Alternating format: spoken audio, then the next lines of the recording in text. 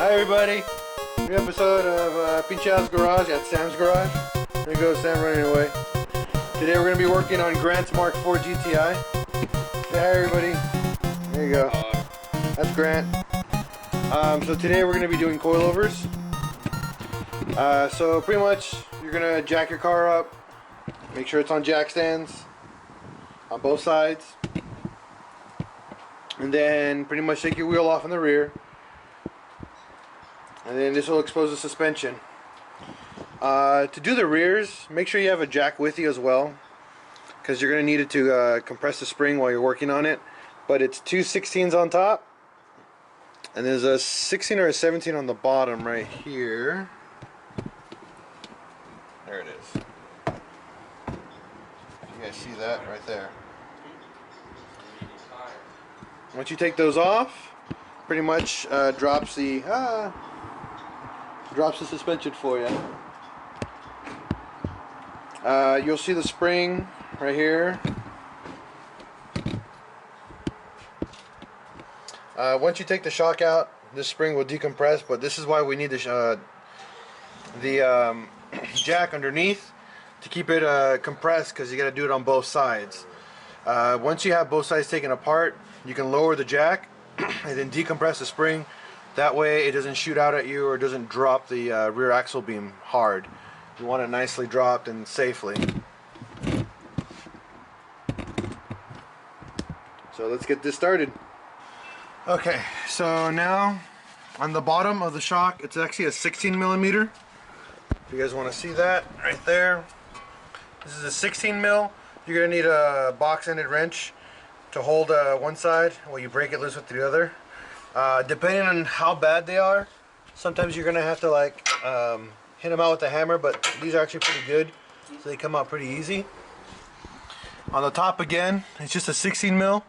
We used a pretty long extension so we get enough leverage to actually break them loose. Once you get these two off, do the other side the same way, and you'll see down here we got a jack on the actual rear beam. This is allowing us, like I said, to put some pressure on the spring, so when you guys take off the shocks, it doesn't shoot the beam straight down. It'll actually keep it in place, and then you guys can drop it easy, and that way you guys have no risk of any injury or messing up your rear beam as well, and extending your brake lines too far. That's just not very safe. Okay, guys?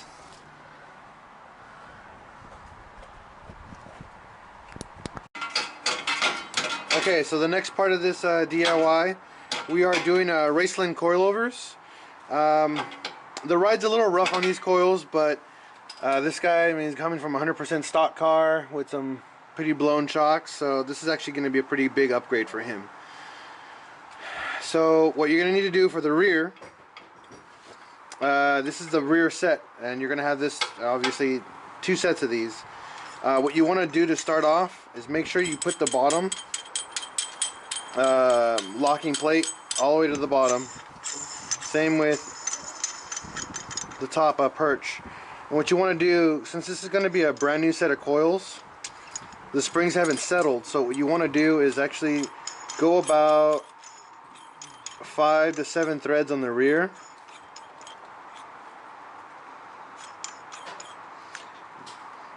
Alright, you're going to need an 18 mil socket for this. When you take out the rear spring, this cup sits on the bottom, this sits on the top of the factory perch. Underneath, you run the nut through to the bottom and tighten it down so the perch stays locked. On the spring, there's a flat side and then there's a round side on top of it. The flat goes to the bottom on the spring. The top, you're going to use the factory rubber perch. So I'll show you guys that when it comes out. You want to make sure it actually goes on 100% centered with the actual factory mounting point. And like I was saying, we'll show you guys in just a minute how that looks. And then the shock, pretty much you're going to reverse install that once you get everything taken off the car. Now the nice thing about Raceland, they do make their shocks a lot shorter. to accommodate the lower ride height, and actually to give you a better dampening, because they're actually designed to go low. That's why these shocks are going to be a lot lower than what you have in the factory.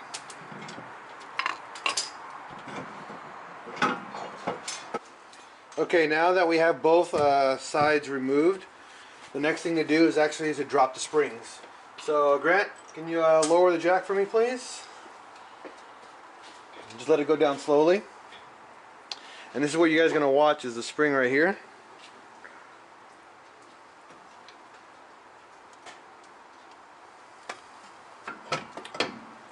I'm just going to watch it decompress all the way down.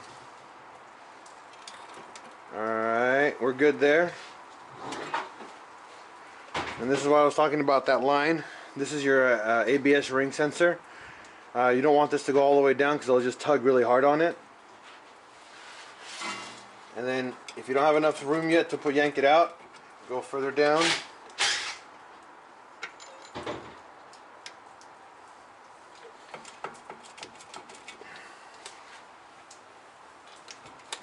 There you go.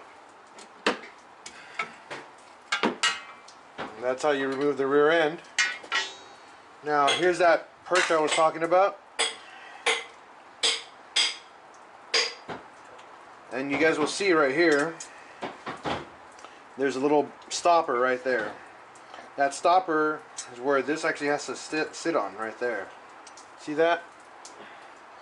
So stopper, make sure that sits there. If not, this spring will give you a lot of squeaking once you guys reinstall it. It's going to sit a lot shorter too. So this is why we're going to need the jack as well, to jack it back up, because it's the spring, and since the shocks are also shorter, you guys have to figure out a way to push the rear beam up.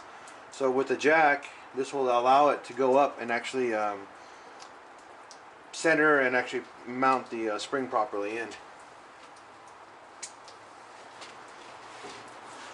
So once you remove the shock, what you're going to do is you're going to reuse pretty much your bump stop, your perch, and if you want to, you can reuse the cover as well, the little dust cover for it.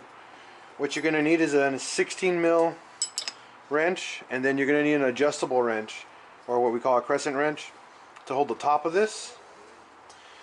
So when you guys remove this, you'll be able to actually remove it. So once you guys take the shocks off, here's your bump stop. You guys want to cut off pretty much 1, 2, 3 of the chunks off of it, just like that. And then you want to, I guess you want to call it, shave off around the bump stop itself. This will allow you to put it back into the actual dust cover. And there you have it, shorter bump stop. Remount this back on.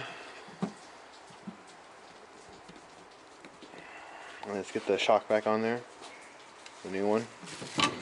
When you guys pull out the factory shock, there's going to be a little metal washer. Ignore that.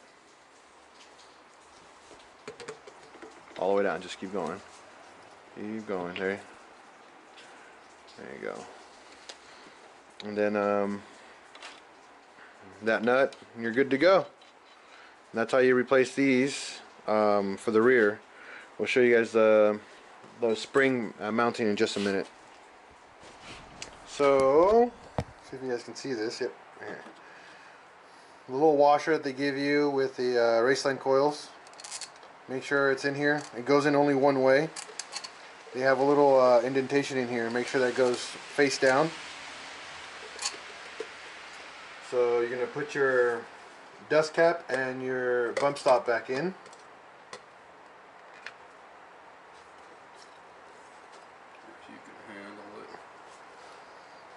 And then you're going to use your washer here.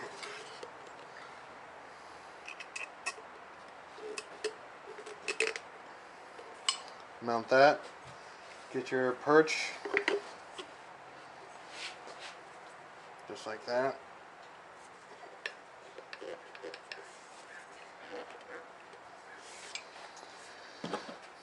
We have an electric impact gun, so we're just going to use that to remount it. If you guys don't have one, this is a 17 mil nut. You're going to need to use crescent wrench, hold it, and just spin it down until you guys can tighten it all the way to the bottom. But if you have an impact gun handy,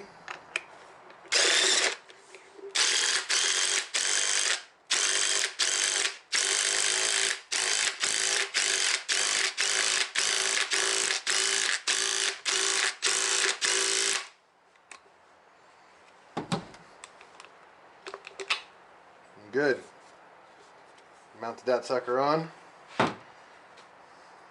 Make sure it's not loose or wobbly. You're good to go. And then you'll be able to use your factory cap.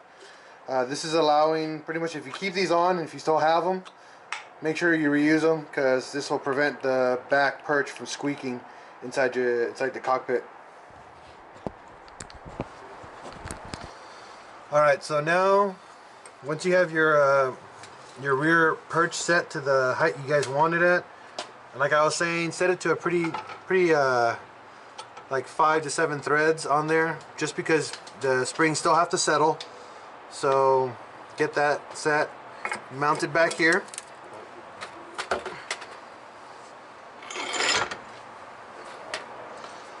And then with the little plate that they gave you,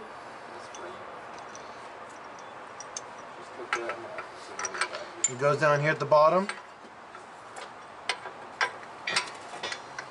Line it up with the middle of the actual perch.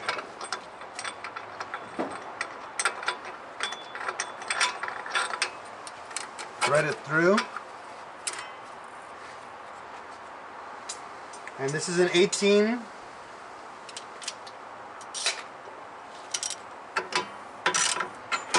And then make sure this just goes on nice and tight.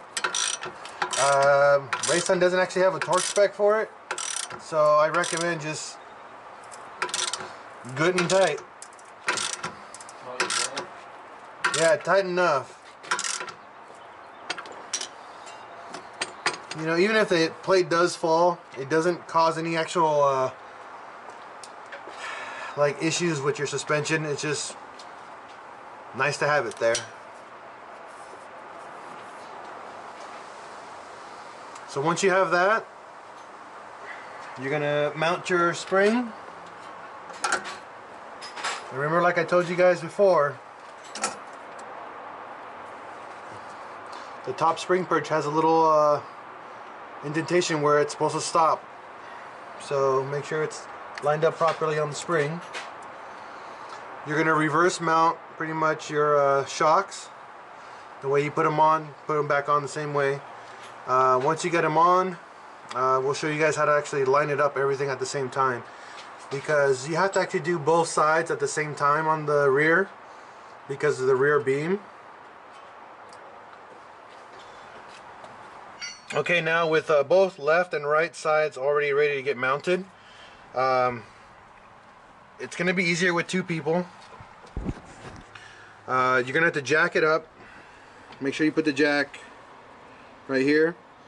Pump up the jack. Once it's going up, you're going to notice that this right here, this is going to go straight up. You want to make sure this lines up with the factory holes 100% evenly, because if not, you're going to cross thread the bolts when they go in. While this is going up, the spring itself is going to be going up as well, but it's going to be going up at an angle. You'll see right here, this is how far off the spring is now. So when you go up, you're going to move this over until it lines up into the actual perch. Once it's in there, make sure with your jack you keep it pressurized, all at the same time keeping this centered as well. Okay, want to pump it for me, please?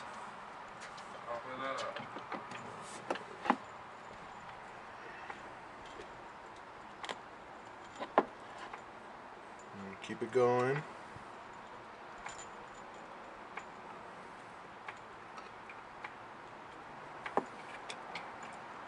Alright, keep going. How you doing over there, Grant? Good. Okay. Alright, it's on the perch now over here. Okay, well, I'm already centered up here. And you'll see that, how it's centered. And over here, it's on the perch. So make sure you put these bolts in by hand. You don't understand how many times I gotta tell you guys this, because these are easily able to cross thread. The reason why, because they're actually tapered at the front. So when you put these in, they can go at an angle and they can thread in pretty nicely, cross threaded, and then you're done.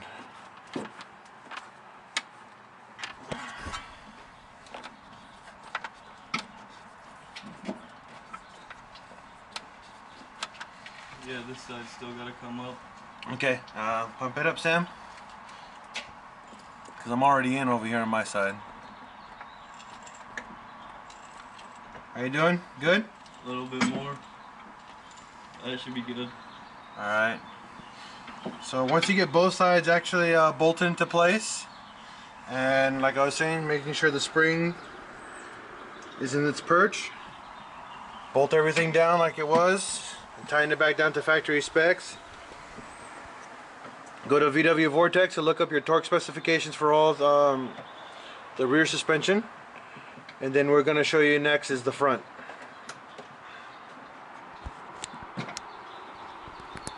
Alright, so on this part we're going to do the front coilovers, or the front shocks. Number one, you guys are going to want to do remove the sway bar. It's a 16 mil here. Next, you're going to want to remove the actual strut bolt here. It's an 18.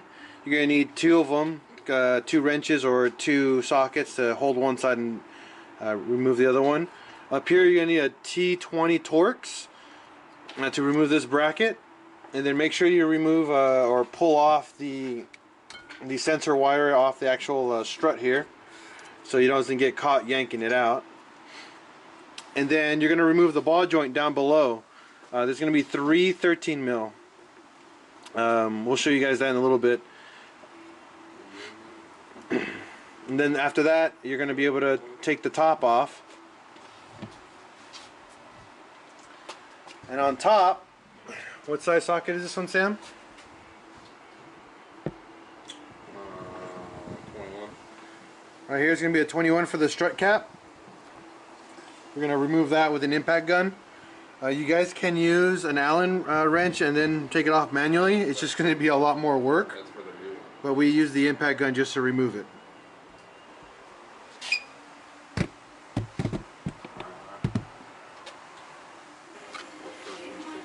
Okay, so the next thing, just give you guys a recap here. Okay. So we remove the sway bar and link here, 16 mil on the top. See if you guys can see that right there. That's where the 18 mil strut bolt is. Down below, you can see right here 3 holes. That's the ball joint. And the reason why we're removing the ball joint, because we're actually doing the control arms as well today. So we're going to show you how to remove those as well. If you actually see right over here on the left, right here, that's an 18 mil. If you guys go further over to the right, see, right there, that's another 18, but you're going to need a wrench on top. See right there, right up there. So you need a wrench to hold it up there, or you can use your hand. I actually did pretty well with my hand, and we were able to take it out. Once those bolts are off, the control arm just slides out. Once you actually take the spindle off the actual control arm, and to do so, just pull the spindle forward, and that'll yank it out for you. Okay, so the next thing is on top with the 21 mil.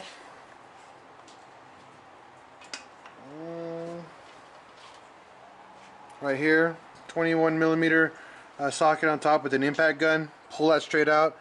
That's gonna drop the side, and then what you're gonna do, got our own spreading tool.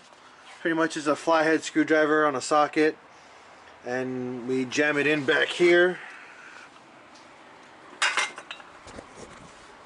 Back here in this little hole. That allows you to spread that, and it'll let you pull the actual strut out of the spindle. Okay, so what we end up using is a flathead, pretty large size. Let me see what size this is.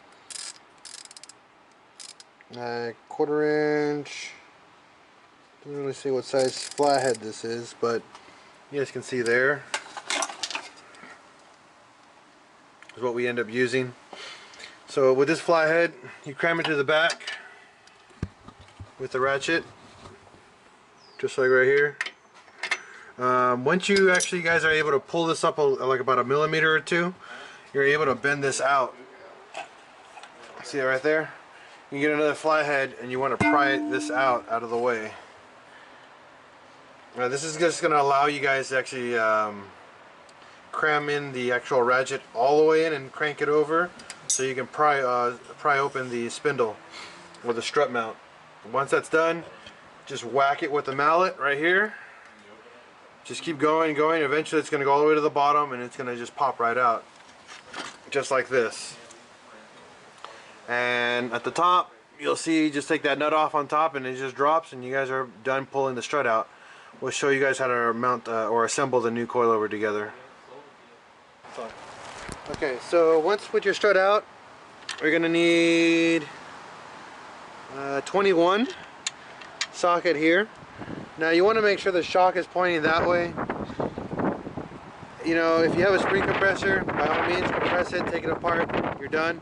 We don't have one, we don't have the time to go get one, so we're doing it this way. So once it's in, put your foot on top, break it loose.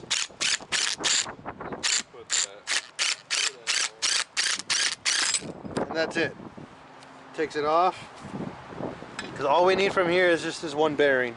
Everything else is useless to you. On the nut, this little nut that comes with it. So the strut bearing and the little strut cap nut that sits on top of it. That's all we need. Okay. So now, once you have your coilover, make sure you have it spun all the way to the bottom. This way you have enough thread on top to do your new bushings. So we did the PowerFlex polyurethane bushings. When we took apart the factory strut, the little strut bearing right here that comes out, there's one way this goes in only. You'll see it's rounded and it's flat on the bottom here. You want the rounded part to actually go into the tapered portion of the bushing, just like that, on top. The nut that came out from the actual factory setup, you want to reuse that one. That goes up here first.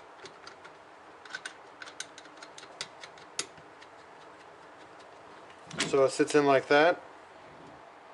Use your impact gun, or if you have an Allen bit and a deep socket, tighten it down all the way to it actually starts spinning the actual unit. That way you know you've actually hit the bottom of this. There's really no torque spec because Raceline doesn't have a torque spec for this. So like I always say, just good and tight and you should be good. If you want to, you can use the OEM torque specifications, but I just don't know how they'll react with these coilovers, so I don't recommend it as much.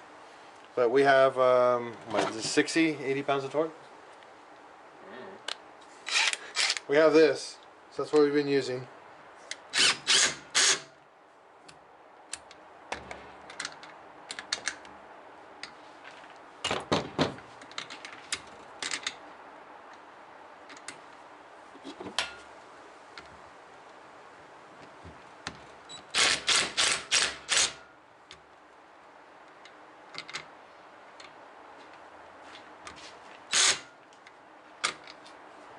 That's it.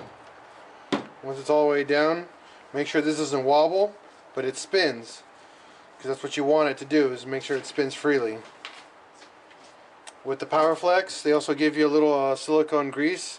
You just want to grease up around here and the top portion. This just prevents it from squeaking when you reinstall these. So using your factory strut cap, your strut, make sure this goes in. The new nut that they gave you, you're going to use that. You grease it. You don't grease. Oh yeah. Well, I told him to grease it.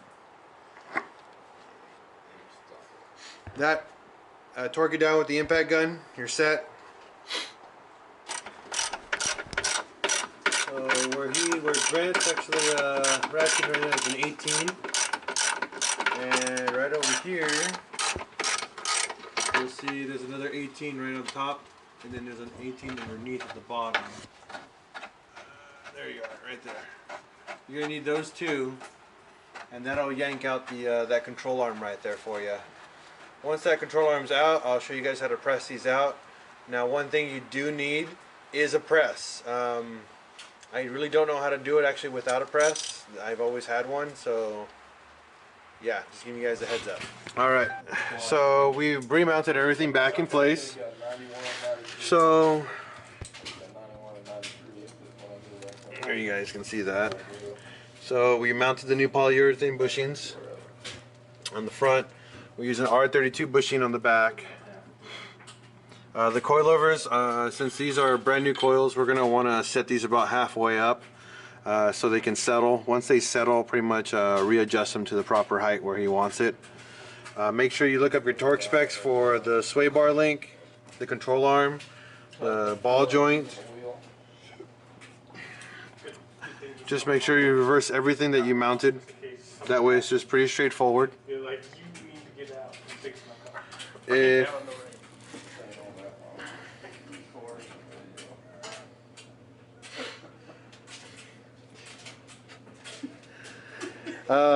double check all your bolts just to make sure everything's nice and tight.